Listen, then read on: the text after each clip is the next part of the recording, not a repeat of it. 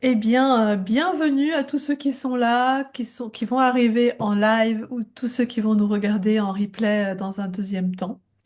Bienvenue à toi, Stéphanie. Merci d'avoir accepté cette invitation. Je t'en prie, avec grande joie.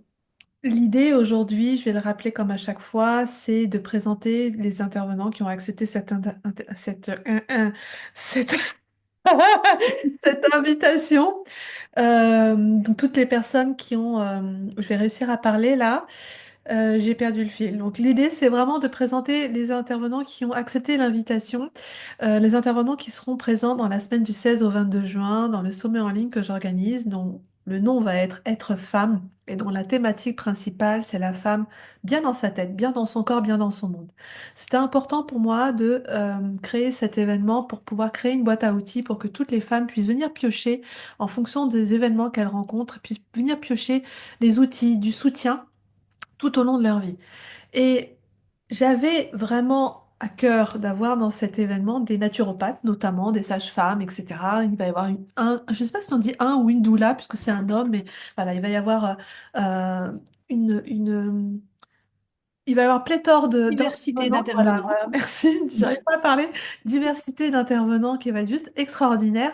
Et je suis vraiment heureuse, Stéphanie, que tu fasses partie de ce sommet, que tu sois avec moi pour co-créer cet événement parce que typiquement, tu vas intervenir sur un sujet qui est vraiment important, pour les femmes.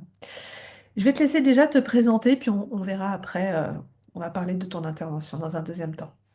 Bah voilà, je m'appelle Stéphanie Paclet, je suis une maman de 3 enfants. Ça, c'est mon premier métier, et pour ne pas dire le plus important, mais presque.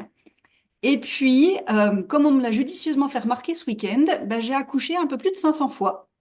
Ah oui, Voilà. c'est Donc, pas vous trop l'aurez douloureux, ça compris, va? la sage-femme dont Yasmine a parlé, c'est moi. Mhm. Donc j'ai eu la chance et pour moi le privilège d'exercer ce métier fabuleux pendant presque 20 ans. J'ai commencé mes études, j'avais 19 ans, donc j'ai vraiment été baignée dans l'accompagnement des femmes depuis très très très jeune.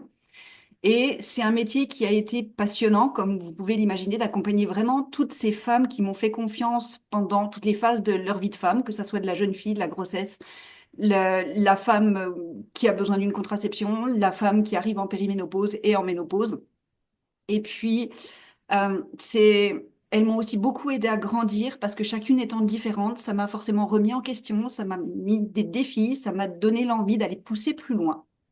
Et ce que j'ai aimé dans mon métier, c'est vraiment l'accompagnement et la manière, et c'est pour ça que j'ai raisonné vraiment avec ton sommeil, Yasmina, c'était leur offrir une manière de créer leur propre boîte à outils en fonction de la situation pour que, ben, quel que soit ce qu'elles vivent dans leur vie de femme, elles puissent piocher dans cette boîte pour trouver des solutions qui leur sont propres. Parce que ce qui fonctionne pour moi va être différent de ce qui fonctionne pour toi, va être différent de ce qui fonctionne pour elle. Mais ben voilà, quand on sait qu'on a ça, ça, ça et ça qui peut fonctionner et que dans telle circonstance, c'est ça qui va nous convenir à nous, et ben forcément, on ne reste pas englué dans une situation qui peut nous faire plonger. Donc, j'ai vraiment essayé de travailler de cette manière-là pendant toute ma carrière et Covid est arrivé. À cette époque-là, j'étais passée déjà d'hospitalière à libérale et je me suis rendu compte qu'en fait, j'en étais réduite, parce que c'est comme ça que je l'ai vécu, à faire plus d'urgence que de prévention, à faire plus de technique que d'accompagnement. Et moi, c'est pas pour ça que j'avais signé. Donc, ça a vraiment mis ça a été un gros tournant dans ma carrière où là, je me suis dit, mais c'est pas ça que je veux offrir aux femmes autour de moi. Donc, ça m'a mis ce défi finalement de me réorienter et de partir dans tout ce qui était accompagnement, prévention, bien-être. Parce que ben, voilà, quand on n'est plus professionnel de santé, on n'a plus trop le droit de parler de santé. Mais ça reste quand même de la santé naturelle. J'étais déjà très bercée santé naturelle dans ma vie personnelle. Et forcément, quand on accompagne des femmes enceintes et des jeunes enfants, ben, on est d'autant plus vigilant à limiter tout ce qui va être chimie de synthèse, voire chimie tout court. Donc, ça a été en fait juste une transition petit à petit vers quelque chose qui me tenait vraiment à cœur, ce côté accompagnement, santé naturelle, dans le but que chaque femme puisse, comment je vais dire ça, bah, acquérir des connaissances qui vont lui permettre de monter en compétences et de gagner en autonomie. C'est vraiment c'est une des phrases que je répétais régulièrement à mes patientes et que je répète maintenant à mes clientes, c'est que mon rôle, c'est pas que vous preniez un abonnement chez moi. Mon rôle, c'est que bah, vous n'ayez pas à revenir me voir justement parce que vous avez tout ce qu'il faut, vous, pour vous débrouiller sans moi. Et bien sûr, je reste potentiellement une référence si vous en avez besoin, mais c'est vraiment l'idée d'aller vers cette autonomie. Et ça passe par la santé, ça passe par l'alimentation, ça passe par l'organisation, ça passe par la gestion des émotions, ça passe par comment on jongle entre notre vie privée, notre vie professionnelle, entre notre rôle de femme, de maman, qu'on soit salarié ou entrepreneur d'ailleurs, qu'on soit réglé ménopausé, qu'on soit enceinte, qu'on soit en couple ou qu'on soit solo. Enfin, bref, on a tellement de défis dans notre quotidien que c'est vraiment l'idée de faciliter la vie des femmes que j'accompagne. Et bah, c'est complètement ce que tu proposes avec ce sommet. Donc moi, je suis juste grande fan et enchantée de pouvoir participer à ça. Il y a des intervenants que je connais déjà. Il y en a d'autres que je ne connais pas et que j'ai hâte de découvrir parce que je pense que je vais en apprendre beaucoup aussi. Oui, je pense que chacun, hein, même nous en tant qu'intervenants, on va apprendre beaucoup. Euh, concrètement, comment agis-tu pour le bien-être de ces femmes aujourd'hui? Ah. Alors, je vais agir, on va dire, de deux manières vraiment, ouais, deux manières. Il va y avoir tout le côté accompagnement personnalisé. Tu vois, moi aussi, je bafouille. Ah oui, Euh, désolée. parce que ça faisait partie aussi de ce qui faisait ma différence avant, quand j'exerçais en tant que sage-femme, c'est que je ne faisais que de l'accompagnement individualisé, même là où mes collègues faisaient du groupe. Moi, je ne voulais pas. Et c'est encore ce que je fais maintenant parce que on n'a pas toutes les mêmes problématiques, donc on peut pas toutes les aborder de la même manière. Même deux personnes qui ont des troubles, des difficultés de sommeil, bah, c'est pas forcément les mêmes. Donc j'aime ce côté intimité, confidence de femme à femme Mm. ou d'homme. Alors si je dis d'homme à femme, ça fait un peu bizarre, hein. Oui. Bref, de personne à personne, Voilà. parce que ça amène vraiment ce côté cocon qui facilite la confidence et qui permet d'aller plus loin dans l'accompagnement. Et mon rôle, c'est comme celui d'une sage-femme finalement. Je suis là pour mettre les conditions propices pour que tout se passe bien, mais c'est pas moi qui travaille. Mhm. C'est vraiment, ben, pour toutes les mamans qui ont déjà accouché, je pense que ben, vous voyez ce dont je veux parler. Ben, je suis là pour rassurer, sécuriser, apporter mes compétences, apporter mes connaissances. Mais le job, c'est pas moi qui le fais, mais je veille à ce que tout se passe pour le mieux. Et ben, si la personne marche, je marche à côté. Si elle court, je cours. Si elle s'arrête, je m'arrête. C'est pas moi qui vais faire le travail à sa place. Par contre, on fixe ensemble les objectifs qu'elle veut atteindre et je l'accompagne pas à pas là où elle veut aller. Donc ça, c'est vraiment le côté accompagnement personnalisé. Et puis comme le côté transmission, enseignement fait partie intégrante de qui je suis, en parallèle, je propose des formations qui sont ben, sur le domaine de la féminité et de toutes les problématiques qu'on peut rencontrer en tant que femme. Parce que ben, de la même manière, tout le monde n'a pas forcément ni le temps ni l'envie de se consacrer à un accompagnement de ce type. Et ben, on est beaucoup de femmes actives et des fois, bah, prendre le temps d'un rendez-vous, c'est compliqué. Donc, j'aime ce principe aussi de formation en ligne parce que comme ça, bah, on y a accès comme on veut, quand on veut, où qu'on soit. Et ça nous permet aussi bah, d'avoir le triptyque connaissance, compétence, autonomie d'une manière qui peut correspondre à plus de monde. Donc, c'était vraiment ce principe de diversifier les possibilités pour que chacune y trouve son compte, en fait. Et quels sont tes outils? Quels sont mes outils? Ouf, bonne question. Au moins, si tu en as quelques-uns à citer, pas forcément de faire Alors, ce que tu je suis utilises formée le en plus. coaching. Et j'ai eu la chance de participer ben, aux formations de Guillaume Duluth pour ceux qui le connaissent. Et franchement, ça a été juste une révélation. Je vous encourage à le découvrir. Il est juste fabuleux et en tant qu'enseignant et en tant que coach d'exception. J'ai une initiation en médecine chinoise, je suis formée yoga, je suis formée eutonie, j'ai été praticienne en homéopathie, mais comme j'exerce plus, c'est tellement pointu maintenant que voilà.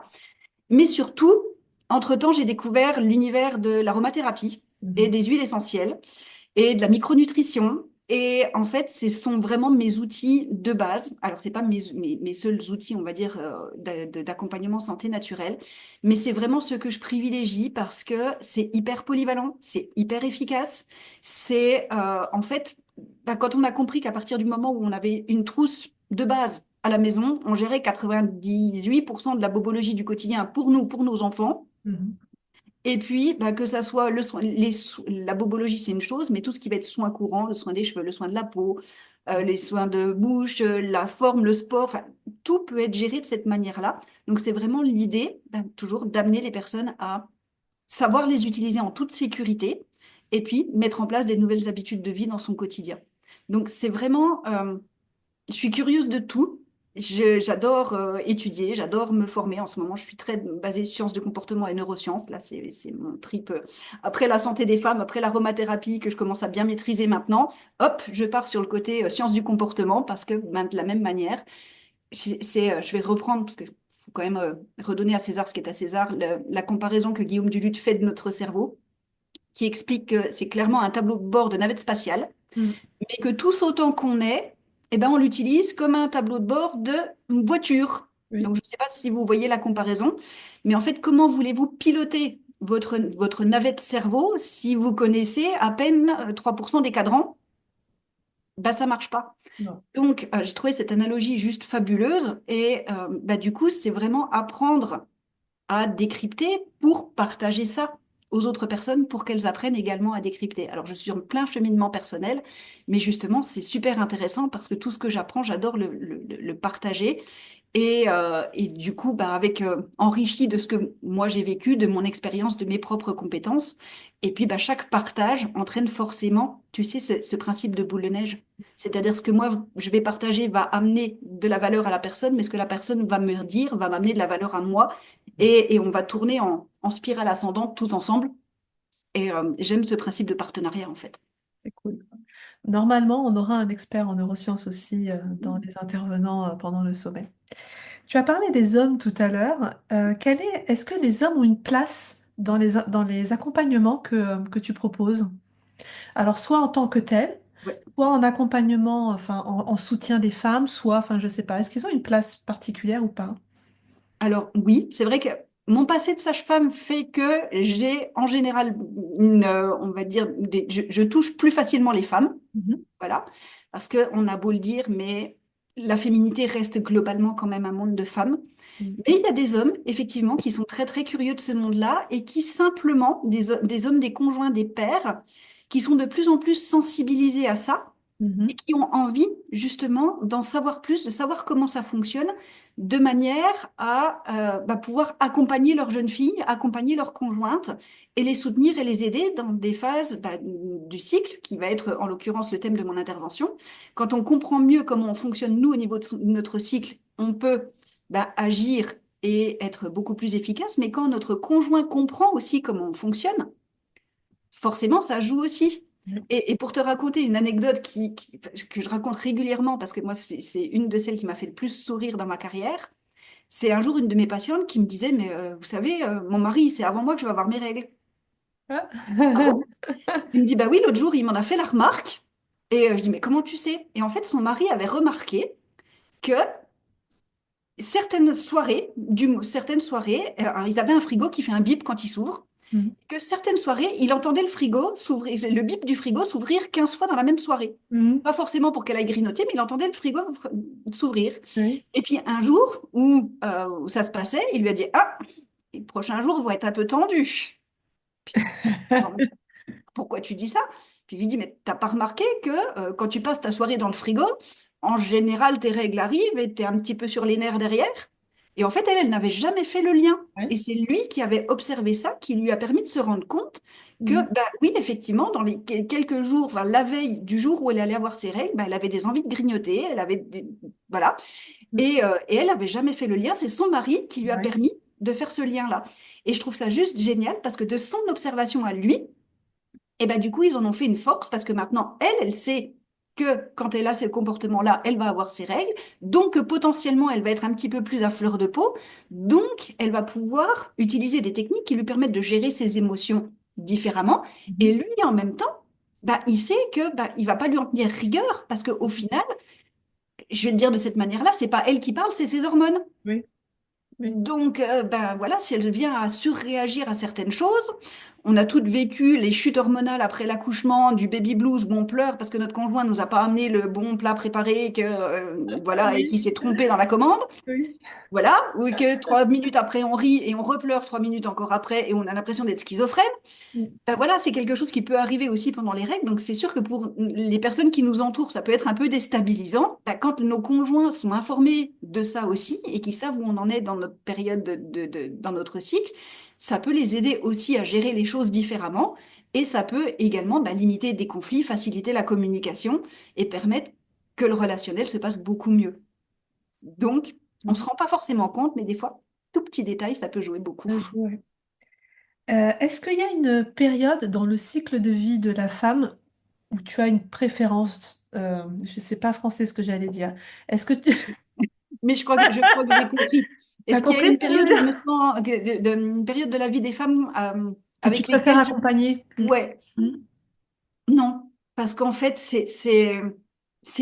pour moi, c'est une découverte et un émerveillement à chaque fois. C'est Mhm. un challenge à chaque fois aussi, parce que, bah, comme je te le disais, c'est pas parce que la personne va arriver avec une problématique que je maîtrise que c'est pas un challenge pour autant, parce que c'est pas la personne que j'ai déjà accompagnée avant. Donc, elle a vraiment une expérience unique, un parcours de vie unique, des compétences uniques.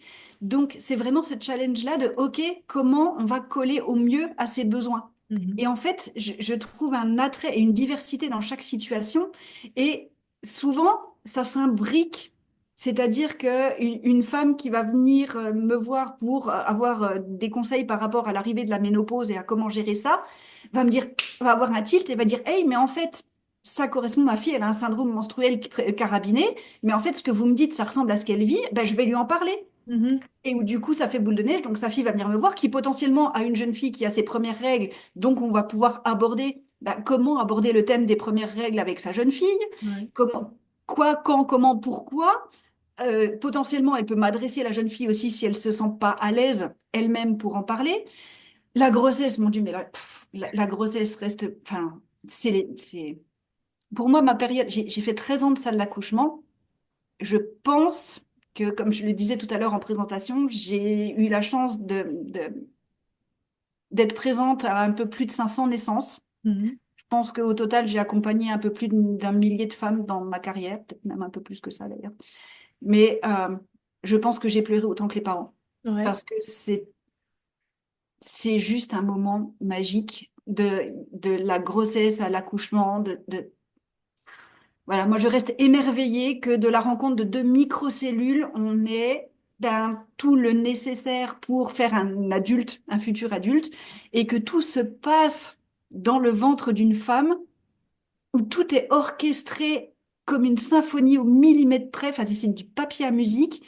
Enfin voilà, je vais pas trahir mon âge, mais ça fait plus de 25 ans que je suis dans ce monde-là et je suis toujours émerveillée en fait de ce qui se passe dans notre corps, de la puissance d'une femme, parce que bah, c'est quand même un truc de dingue. Ouais. On accueille un spermatozoïde, on le transforme en bébé. Mhm. Ouais. C'est quand même un truc de dingue. Donc en fait, je suis émerveillée de toutes ces phases-là, de toutes les transformations, de, de la jeune fille qui devient femme, bah, de la femme qui devient mère, de la mère ou de la femme plus âgée qui finalement passe au stade, je vais dire, sagesse et maturité et à celle à qui on vient demander conseil. Et je me rappelle avoir eu mais des conversations, je faisais de la rééducation périnéale aussi au sein de mon cabinet, j'avais des patientes qui avaient 80 ans passés, Mhm. mais je crois que j'ai jamais autant ri qu'avec ces femmes-là, parce que les partages d'expériences étaient fabuleux. Enfin, en fait, toutes les conversations, toutes les situations sont source d'émerveillement et d'apprentissage. Et comme je te le disais, de défis et de challenges aussi. Donc, c'est très, très, très stimulant. Tu disais que tu as trois enfants. Est-ce que tu as des filles? Oui, deux. Deux filles. Elles ont quel âge? Elles ont bientôt 19 et 13 ans. D'accord. Qu'est-ce que tu leur dis à tes filles? Je parle par rapport à la gestion de leur cycle, de la vie, voilà. Bah, euh, Est-ce que tu as un message bonne question. particulier à leur transmettre par rapport à tes pratiques à toi? Bah, en fait, non, parce qu'elles me voient vivre. Ouais. Et c'est ça que je trouve aussi assez merveilleux, de me rendre compte que c'est pas ce que je dis qui est important Mhm. dans la transmission, c'est ce que je fais. Du moins dans la transmission de mère à fille, et en l'occurrence de mère à fils aussi. Mhm. Parce que, pour te raconter une autre anecdote, quand j'avais mon cabinet, un jour, j'étais en vacances, puis il fallait que je passe récupérer mon courrier, puis vérifier que tout allait bien au cabinet. Donc j'avais les gamins avec moi. Je pense que mon dernier devait avoir peut-être 3 ans, 4 ans, quelque chose comme ça. Et puis il y avait des affiches dans mon cabinet, en l'occurrence l'affiche d'une coupe d'une femme enceinte et l'affiche d'un accouchement. Mhm. Et puis je fais ce que j'ai à faire, puis je vois mon petit qui était comme ça. Regardez le mur, très interrogatif, avec une affiche devant l'affiche. Maman, oui. Les bébés, ça sort par la zézette. Oui. D'accord. Puis il est reparti. Excellent. Ok. Et il m'en a plus jamais reparlé. Ouais. Entre guillemets, le problème était réglé, il avait compris, pof. Oui. Et en fait, avec les filles à la maison, je pense que c'est la manière dont elles me voient parler, dont elles m'entendent parler des règles avec beaucoup de simplicité et sans tabou, Mhm. dont elles m'entendent parler, on va dire, intimité et sexualité. Alors, pas la mienne, bien entendu, mais juste pour leur ouvrir la porte là et leur dire, ben voilà, c'est un sujet qu'on peut aborder avec moi. Mhm. De parler, ben oui, de parler des règles, de parler des fois de certaines situations que je vis ou que je rencontre dans mes accompagnements, les douleurs, les douleurs en milieu de cycle, les douleurs de règles, etc. Et du coup, ce qui est très très drôle, c'est que ben, ma fille retranscrit ça à ses copines. Ouais. Donc des fois, ses copines m'appellent. Donc, mais je trouve ça en fait juste Bien, c'est beau. génial, cette simplicité. Et mon fils, depuis tout petit, bah, je me cache pas, enfin, je reste pudique, je m'expose pas non plus, mais je me cache pas quand j'ai mes règles. Mhm. Puis c'est depuis tout petit ce que c'est que les règles. Mhm. Ensuite, bah, ses sœurs ont été réglées aussi, donc voilà, ça passe. Et ça se passe super bien. Et je crois que plus on reste simple dans notre manière de faire sans trop se poser de questions, et mieux ça se passe. Et j'ai le fils de ma meilleure amie qui, bah, c'est pareil, on a un peu la même manière de fonctionner. Alors, elle n'est pas dans le médical non plus, elle était conseillère en assurance, donc rien à voir, Mhm. rien à voir. Mais du coup, ben, de discuter ensemble, elle est très, très spontanée et nature aussi par rapport à ce genre de sujet. Et son garçon, qui, quand il est arrivé au lycée, donc il avait 15 16 ans, avait une petite trousse dans son sac à dos avec des protections hygiéniques. Ah oui. C'est lui qui en avait fait la demande parce qu'il était très attentif à ses amis lieux. Mhm. Et du coup, ayant compris ce que c'était que les règles, eh ben, il était vigilant quand elles étaient un peu pas trop bien à veiller, à, on va dire, porter leur sac, à les aider et à avoir des protections au cas où ben, une de ses amies n'aurait pas ce qu'il faut et que ça lui tombe dessus comme ça en plein cours. C'est beau ça. Et moi, je me dis, moi, j'ai trouvé ça fabuleux. Ouais. Et après, j'ai réfléchi en me disant, mais en fait, ça devrait tout le temps être comme ça. Finalement. Parce que si les garçons savaient exactement bah, comment ça fonctionne, que effectivement, bah, les douleurs de règles, quand on est ado, ça peut nous rendre un peu irritable, que bah, si on vient avoir une tache de sang sur le pantalon, bah, ne pas se moquer, mais nous prêter un pull pour cacher la tache, bah, ça reste un savoir-être Mhm. finalement. Mais bah, s'ils sont pas au courant et si nous, les parents, on leur en parle pas, ben, les garçons restent très ignorants de ça et ils peuvent pas choisir le comportement qu'ils Non. veulent avoir Mhm. auprès des filles parce que ben, finalement, ils n'ont pas les connaissances de base Les codes. Ouais. pour Mhm. ça. C'est ça. Oui. Donc en fait, plus on va en parler à nos garçons également, ben, plus ça va simplifier les choses. Et je vais aller même beaucoup plus loin dans mon raisonnement, c'est que ben, on sait très bien que c'est à cet âge-là que les premiers rapprochements intimes arrivent. Si le garçon, il est déjà un petit peu au courant de comment ça se passe, en l'occurrence la fécondation, donc la contraception, peut-être que potentiellement on peut faire de la prévention de ce côté-là et éviter ben, des prises de pilules du lendemain ou des grossesses non désirées, tout simplement parce que ben, il n'y aura pas de légende urbaine qui circule de genre la première fois on risque rien et autres bêtises dans le genre. Mhm. Mhm. Voilà. Donc pour moi, tout ce qu'on met en place nous en tant que parents, c'est tout ce qui va permettre à nos enfants de ne pas vivre les difficultés qu'on a pu avoir potentiellement. Je te reparlais d'une autre situation et je pense que c'est quelque chose qui, moi, m'a beaucoup impacté. Euh, une de mes patientes m'a un jour parlé de la manière dont elle avait vécu ses premières règles. Elle avait 13 ans et elle était dans une famille où on ne parlait de rien. Mais de rien, de rien. Tout était, c'est pas tabou, c'était juste des non-dits. Ça Mhm. n'existait pas. Parce que tu sais, si on n'en parle pas, ça Ça n'existe n'existe pas. pas. Oui, bah oui. Mais oui, Et qui entendait au début de collège ses copines parler de leurs règles et qui ne comprenaient pas pourquoi elles parlaient de leur double décimètre, enfin, vraiment, tu sais, en mode hyper innocente, sauf que bah, ces règles sont arrivées pendant la nuit et qu'un matin, elle s'est réveillée bah, avec du sang partout. Mhm. Et elle a hurlé. Elle dit, je me suis retrouvée en panique à 13 ans, à me réveiller non pas une mare de sang, mais dans du sang, à ne pas savoir ce qui m'arrivait, si j'étais malade, si j'avais été blessée. Si... Et ça a été l'angoisse et la panique. Et son stress à elle, c'était, bah, elle est presque tombée dans l'extrême inverse, a donné presque trop d'informations parce que son stress, c'était que ses filles vivent la même chose Même qu'elle chose, ouais. et surtout confrontées à ce traumatisme-là. Et je me dis, mais elle avait 50 ans quand elle m'en a parlé, elle est née dans les années 70. Tu vois, c'était pas, il n'y a pas si longtemps que ça. Non. Donc elle était ado fin des années 80. Mhm. Et enfin, c'était hier. C'était Oui, hier. c'était hier, c'est ma génération, c'était hier. Mais complètement, enfin, c'est quasiment la mienne aussi. Oui. Et je me dis, mais enfin, ça ne doit plus arriver. Moi, je ne veux plus que ça arrive. Je veux plus que des jeunes filles se retrouvent confrontées à ce genre de situation-là, juste par manque d'informations. Et malheureusement, on est dans une ère où on a accès à plein d'informations, mais je crois que Trop d'informations. on a accès à plein de choses, mais j'ai pas l'impression qu'on soit beaucoup mieux informé qu'avant. Donc j'ai vraiment envie d'œuvrer à ça, et j'ai vraiment envie de faire passer ce message-là parce que bah, ça va faire boule de neige ou ça va faire tu sais, le tache d'huile. C'est que si on commence à en parler un petit peu et à donner des vraies infos, ben, donner des vraies infos, ça va permettre aux jeunes filles, aux femmes, aux mères de transmettre des vraies infos et que ça grandisse, que ça grandisse, que ça grandisse. Et puis d'une goutte d'eau, on fait un océan. C'est ça. Voilà. Donc, C'est beau. Est-ce que tu dirais qu'aujourd'hui, c'est facile pour les femmes d'aller vers des méthodes plus naturelles? de plus en plus. Ouais. Est-ce De que tu plus en en sens plus des... déjà parce qu'il y a Ouais, de plus pardon. en plus de... Oui, excuse-moi. Non, non, je t'en prie, vas-y. Il y a, bah, comme je disais, il y a de plus en plus d'informations et puis ça se démocratise beaucoup. Il y a, on peut trouver maintenant, alors moi, je reste une scientifique de base, euh, ça fait partie de ma fibre profonde.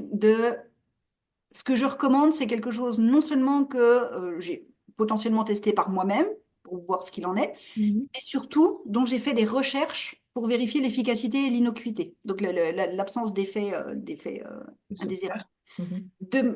Je me base toujours sur quelque chose de très scientifique parce que on joue pas avec la santé des gens. Mhm. J'ai beau ne plus être professionnelle de santé officiellement, la santé est quelque chose de trop précieux pour qu'on puisse faire n'importe quoi.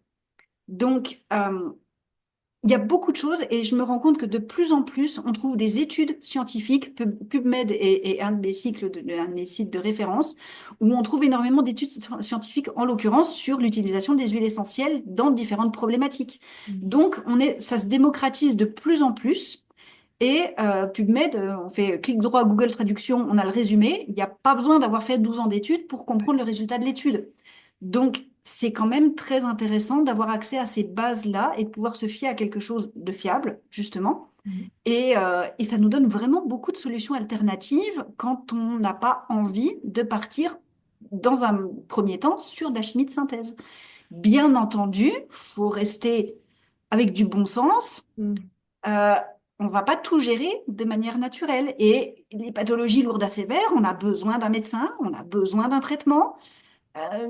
Excusez-moi de le dire comme ça, mais les méthodes naturelles vont pas guérir le cancer. Non. Voilà, faut raison garder quand même un petit peu. Par contre, on peut amener de la prévention. C'est-à-dire que, on peut changer notre alimentation, on peut changer nos habitudes de vie pour limiter les facteurs de risque. On peut amener du confort supplémentaire si jamais on développe malgré tout un problème de santé. Donc, il y a plein de choses qu'on peut faire de manière naturelle qui n'est absolument pas antinomique avec la médecine classique, Mhm. je veux dire, et qui va être vraiment complémentaire. Et ce que je trouve génial aussi, c'est qu'il y a de plus en plus de professionnels de santé qui sont sensibilisés à ça et qui vont aller chercher justement d'autres, de la complémentarité avec d'autres professionnels, mais également avec d'autres méthodes. Donc on est vraiment sur cette ouverture auprès de tout le monde, aussi bien auprès des femmes et des familles, mais aussi auprès des professionnels de santé. Donc j'ai l'impression qu'on va vraiment dans cette direction-là, parce qu'il y a vraiment ce besoin de retour à la nature qui se prononce de plus en plus. Oui, et puis je crois que les médicaments, c'est bien, et je suis convaincue comme toi qu'une pathologie qui est lourde, quelque chose qui a besoin d'être soigné par la médecine conventionnelle, elle doit être traitée par la médecine conventionnelle. Mais je crois aussi qu'on est nombreux, de plus en plus nombreux, et je ne mets pas que pour les femmes, c'est hommes-femmes, à vraiment avoir envie de se dire, OK, si j'ai mal à la tête, je vais pas forcément prendre un Doliprane, j'ai d'autres solutions qui existent parce que ce sera moins nocif pour mon corps, il y aura moins de traces dans le corps, ça me permettra aussi bien de rebondir et de faire autre chose derrière. Et ça, je trouve ça plutôt chouette, d'avoir toujours cette alternative, C'est ça. sans oublier que la médecine reste importante. Ça, c'est vrai que c'est chouette. Et puis, je vais même aller encore un petit peu plus loin par rapport à ce que tu dis, c'est que on peut aussi observer ce mal de tête et Oui. aller analyser, OK, est-ce que c'est un mal de tête récurrent Mm. ou est-ce que c'est juste ponctuel? Qu'est-ce qui s'est passé pour que j'ai ce mal de tête-là? Est-ce qu'il y a un côté cyclique? En fonction de quoi? Parce que si on remarque que bah, finalement, c'est après avoir fait 3 heures de voiture qu'on a systématiquement mal de tête, bah, on peut se dire, OK, bon, a priori, les 3 heures de voiture sont peut-être nécessaires quand même, mais comment j'agis en amont dans la gestion de mon trajet pour limiter Oui. l'impact de ce trajet-là et limiter du coup le mal de tête qu'il y a derrière. Donc il y a vraiment cette démarche, non pas c'est toute une démarche aussi qui commence à s'inverser, non pas de gérer simplement l'urgence, de j'ai un mal de tête, bing, je fais quelque chose pour gérer le mal de tête, mais de OK, qu'est-ce qui a provoqué ce mal de tête et comment j'essaye de faire de la prévention en amont pour éviter que ce mal de tête ne vienne à apparaître. Et ça, c'est Ah. passionnant aussi, Mm. parce que ça amène vraiment de l'introspection et on en revient toujours à piocher dans notre boîte à outils pour ce qui fonctionne pour nous. Moi, tu me diras si je me trompe, mais justement, toutes les méthodes naturelles vont se baser le plus souvent sur les causes du mal plutôt que de traiter. Alors, il y en a qui vont traiter directement la conséquence, le mal, mais souvent, il y a une question qui va se poser de savoir, et je te parle notamment des fleurs de bac parce que je connais un tout petit peu, mais avant de trouver le bon truc, il faut aller savoir pourquoi. Qu'est-ce qui a déclenché le problème? Et c'est souvent ce que je retrouve aussi, même dans les huiles essentielles. Prendre telle huile, ok, mais pourquoi? Pour faire la bonne corrélation entre la bonne cause et la bonne conséquence. C'est ça. Et puis, l'homéopathie, c'est pareil, parce que quand on fait comment dire, alors, bon, c'est le mot médical qui me vient, un interrogatoire en Le homéopathie. diagnostic. Donc, quand on pose les questions pour voir ce qu'il en est, en fait, quelqu'un qui a mal au ventre, on va lui demander, ben, OK, augmenter par le chaud, augmenter par le froid, augmenter par le mouvement, augmenter par On va faire tout un questionnement autour Oui. parce que ben, ça ne sera pas en fonction des conditions autres que le mal de ventre, on n'aura pas la même souche qu'on va utiliser. Mm. Les huiles essentielles sont un peu plus, je vais dire, polyvalentes. Mm. C'est que globalement, quand on comprend un peu comment fonctionne une huile essentielle, on va avoir une action un peu plus globale, ce qui les rend, on va dire, plus simples à utiliser pour les personnes novices. Oui. Parce que si on sait par exemple que le basilic, Simum basilicum, qui est le basilic simple, a des propriétés antispasmodiques, ça c'est ce qu'on trouve dans la plupart des livres, ben, on comprend que quand on a des spasmes digestifs, on va pouvoir utiliser du basilic en massage. Puis Mm. accessoirement, c'est très très bon dans la salade de tomates mozzarella, au passage. Pas de Oui. basilic en plein hiver. Ah bah non, en plein hiver, on n'a pas non plus de tomates. Bon. Mais quand on veut, enfin, voilà, quand on veut agrémenter et qu'on n'a pas forcément de feuilles de basilic avec nous, bing, une petite goutte d'huile essentielle de basilic dans sa vinaigrette, on a toute la saveur du basilic aussi. Donc voilà, il y a vraiment ce côté polyvalence et en termes de soins et en termes de plaisir, avec une prudence, la qualité. Ça, Oui. c'est vraiment primordial. Les huiles essentielles, c'est du concentré de plantes. Si les plantes sont produites de manière cracraburk, forcément, le concentré de Le plantes résultat en fera sera une très huile favorable. essentielle cracraburk. Mhm. Voilà. Donc ça, et puis, bien entendu, avoir toujours un livre de référence pour ne pas faire n'importe quoi. Mhm. Et avoir un minimum de bon sens, c'est que, bah, a priori, on ne va pas utiliser la moitié du flacon en une seule fois. Mais ça reste du bon sens, tout Non, parce que simplement. et ce qui est aussi important à souligner, c'est le nombre de plantes qu'il faut pour créer ne serait-ce qu'une fiole d'huile essentielle. Ça sensibilise aussi à la, à la parcimonie dans l'utilisation des huiles essentielles. c'est vrai. Et bien ça, je peux te donner un exemple parce que celui-là, je le connais de tête. Pour obtenir 1 litre d'huile essentielle de rose, alors je prends volontairement cet exemple-là. L'huile essentielle de rose, c'est l'huile essentielle la plus difficile à produire et c'est l'huile essentielle les plus précieuses qui existent. Donc pour faire 1 litre d'huile essentielle, ce qui est quand même pas énorme, Non, ouais. il faut 4 tonnes de pétales de rose. Alors, quand Je on te sait ce laisse que c'est imaginer le une poids. pétale, ouais. Voilà, donc il en faut 4 tonnes. Mhm. Il faut qu'elle soit cueillie à la rosée du matin, parce que Ouais. sinon bah, dès qu'on n'est plus à la rosée du matin, forcément, il va y avoir de l'évaporation des principes actifs, donc le rendement sera moindre. Il Mhm. faut que ça soit déparasité à la main, il faut que ça soit séché pendant 24 heures pour concentrer justement le principe actif. Ensuite, c'est distillé une première fois. Ensuite, c'est redistillé en une deuxième fois. Et ça nous fait un rendement total de 0,5%. Ah ouais. Donc, Euh, imaginez la puissance d'une goutte d'huile essentielle de rose, mais imaginez également bah, son tarif, parce que forcément, quand on sait la quantité de matière première, le soin qu'il faut apporter à la production, le temps, ouais. la compétence du distillateur qui doit distiller à la bonne température suffisamment longtemps, mais pas trop, etc., Mhm. si on trouve un flacon comme ça d'huile essentielle de rose à 15 euros, c'est juste pas possible. On a rogné forcément soit sur la qualité de la matière première, soit sur les salaires des personnes qui sont intervenues dans la production. C'est juste, ouais. Donc, les huiles essentielles sont hyper efficaces, mais il faut aussi mentionner que la simple méthode de production, quand on veut de la qualité, en fait des produits qui sont coûteux à l'achat. Mhm. Par contre, un flacon comme ça, il y a une centaine de gouttes, ça fait une centaine de soins. En fonction, c'est un investissement en fonction du besoin. Bah forcément, que moi j'ai une huile essentielle d'origan que j'ai achetée dans mon kit de base il y a 6 ans, Mhm. bah, elle est toujours aussi efficace. Il m'en reste un tiers parce que je l'utilise très très peu, hormis dans ma pizza. C'est ce que j'allais dire.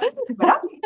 Mais je l'utilise très très peu. Quand on a des huiles essentielles de qualité et qui sont pures, elles ne se périment pas. Donc dans 10 ans, elle aura toujours, dans des bonnes conditions de conservation, elle aura toujours la même efficacité. Donc en fait, bah, je l'ai peut-être payé un peu cher il y a 6 ans, mais ramené au Ouais. nombre d'années et à l'utilisation que j'en ai, bah, ça se compte en centimes par utilisation, même pas. Mhm. Même pas. Donc, enfin, moi, je trouve ça fabuleux aussi. Et la puissance des plantes est juste redoutable. Quand on commence à creuser un petit peu, justement, au niveau des études, tous les résultats qu'on peut trouver, la nature m'émerveille. Mhm. Oui, oui. Elle a tellement à nous offrir. Ça, c'est certain. Mhm.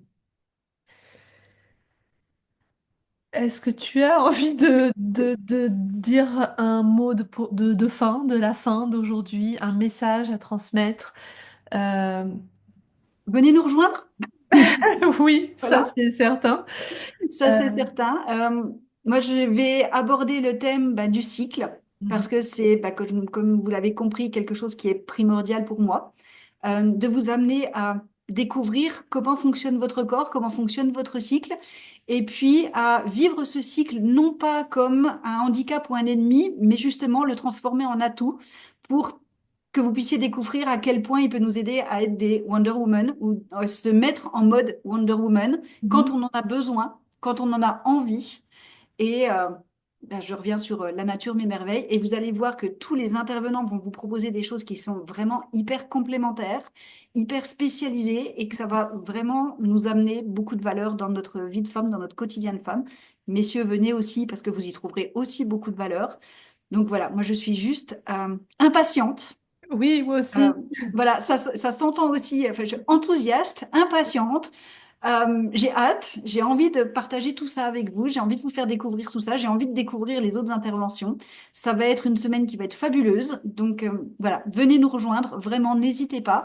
Et partagez-nous aussi, ben, je devrais tendance à dire si vous avez des questions, parce que ça permet aussi pour nous, en fonction de nos thématiques, peut-être de répondre encore plus à vos besoins. C'est ça. Donc voilà, n'hésitez pas, c'est vraiment le but que ça soit le plus interactif possible. Je regarde juste du coup. Ah, s'il y a des commentaires, a priori. Hop. Commentaires. Je regarde juste. Je sais pas les regarder. Mince. Je vais regarder sur mon téléphone, ce sera peut-être plus simple. Alors. Ah, il y avait Neza qui était là. Ouais, j'ai vu que Nezra était là et je vois qu'il y a trois commentaires. Alors bonjour, bonjour Nezra, je sais pas si tu es encore là. Alors, je comprends très bien ce que tu veux dire, ça me parle aussi, j'aime beaucoup les accompagnements personnalisés. Ok. Ok. Stéphanie Paclet regarde. Oui, c'est moi. Ah bon? C'est qui Stéphanie? J'ai regardé les commentaires aussi. Super. Bah, écoute, merci beaucoup.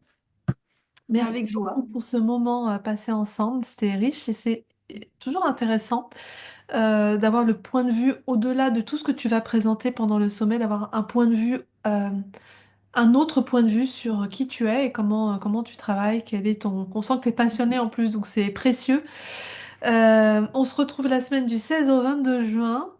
On fera toute la com bientôt. Tous les liens seront bientôt prêts. Merci encore d'être là. Belle fin de journée et on se retrouve très très vite.